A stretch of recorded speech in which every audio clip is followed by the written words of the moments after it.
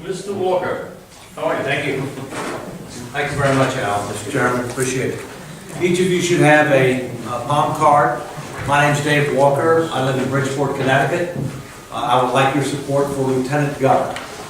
My family came to this country in the 1600s, and yet I'm only the second person in my direct line to graduate from college. My dad was the first. Fortunately, both of my children have graduated. I expect that my grandchildren will as well. I have 3 of them.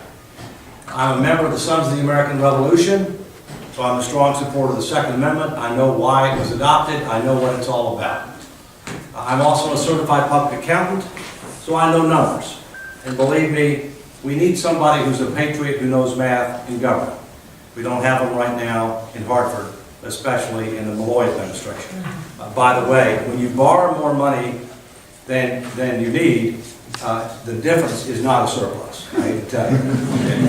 If you were in the private sector, you would go to jail for asserting that it's a surplus, but in government, of course, it's different, and we all know. Now, I have 40 years plus of experience in the private sector, the public sector, and the not-for-profit sector.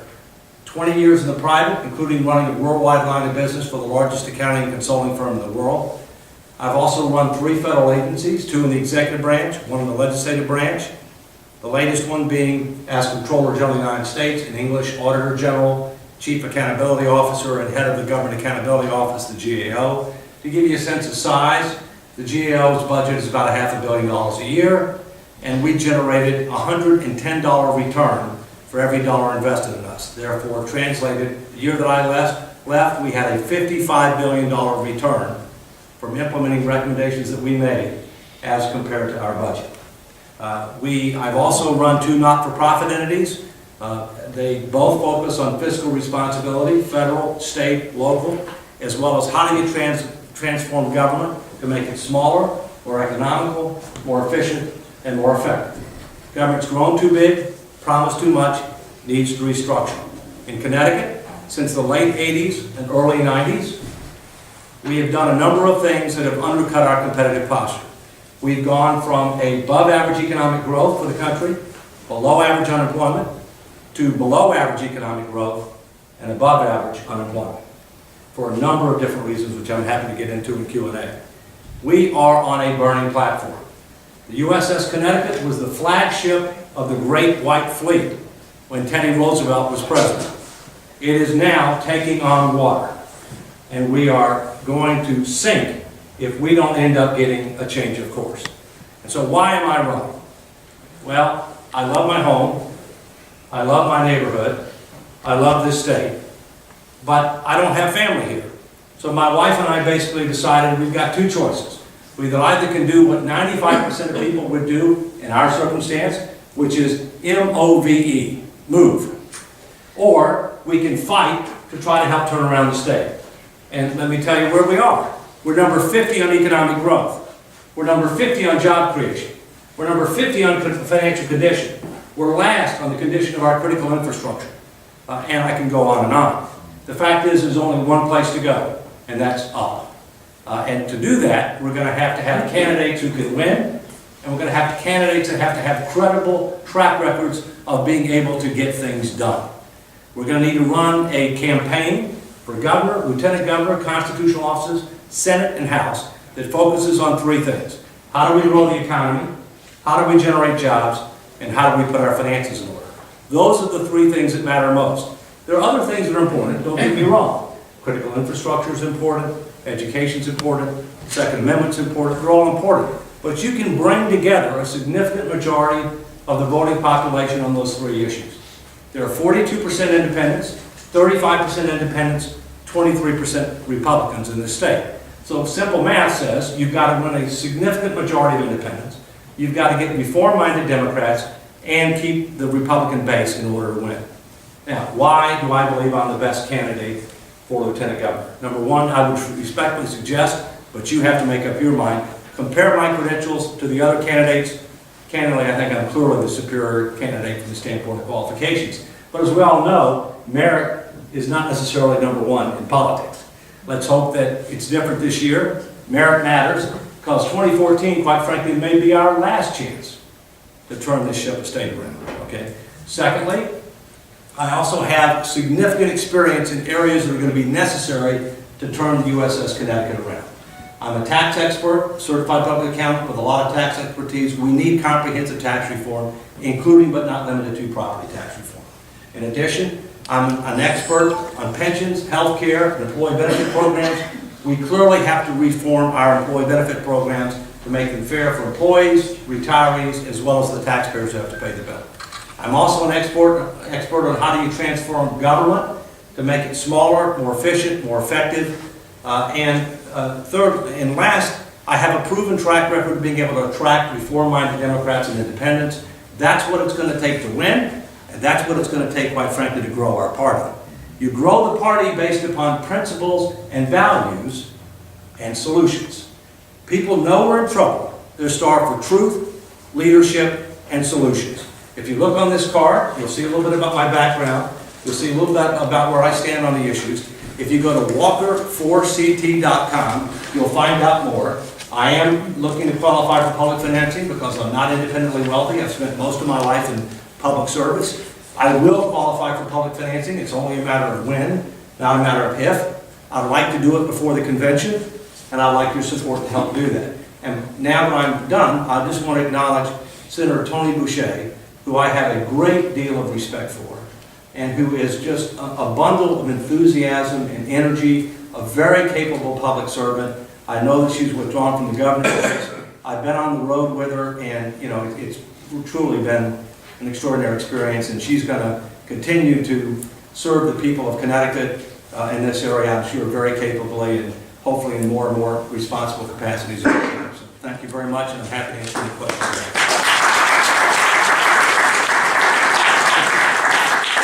The police commissioner gets the first question. Well, I don't have a question today. I just want to tell my fellow members of the RTC, I had the good pleasure of knowing Dave when I was in the private sector in Washington on different boards, etc. I got to know Dave there a little bit, and every time you walked into him, no matter what you knew or what the issue was, you knew you were talking to an expert. I would recommend you really get to know a little bit about him. He's a real leader. Thank you very much. You're very kind. Any questions at all? Yes, sir. And yes, ma'am. Next. We have two issues in Connecticut that are not highlighted enough. One is our massive unfunded pension liability. Yeah. The other is our massive and not even recognized other post-employment benefit. Right. How would you address those? It's a great question. We have $64 billion in total liabilities and unfunded promises for pensions and retiree health care. Pensions are underfunded. Retiree health care is unfunded. Zippo funded. Okay? Here's what you do. For the pensions, look, employees are entitled to a decent benefits program. And government is a major employer. So therefore, we should benchmark our benefit programs against major employers in the private sector. GE, United Technologies, you name it, major employers. When you do that, it's not going to pass a straight face test. The programs are much more generous as compared to major employers. So therefore, then you say, what do you do? For new employees, you have a new plan. That's new employees. For current employees, you deal with abuses. You look at double dipping. You look at spiking of pensions because of overtime. You end up looking at potentially also at the eligibility age for retirement, gradually changing that. For retirees, you don't cut their benefit, but you look to try to be able to have a reasonable cap on the indexing of their benefit, so where it bears some relationship to the position that they retired from. Because right now you can have retirees that end up actually making more money in retirement than the people who are doing the job they retired from. If you do those things, you can save billions of dollars, all right, without shredding the contract. Now, here's the key. Retiree health care, there's good news and bad news about the Affordable Care Act. Mainly bad news. But there is one aspect of good news. And that is, for the first time ever, the state and local governments have a place to put pre-Medicare eligible early retirees. So the answer is, you should get out of the business. You should get out of the business. You should have state employees and retirees go into the Affordable Care Act exchanges.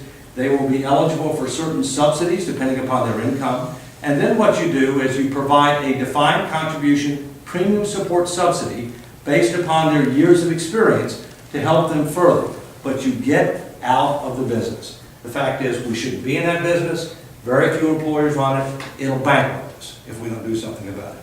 So those are my thoughts on that. The ma'am, the lady back here, then you, sir, please. Lady first. Yeah, yes, ma'am. You had your hand up.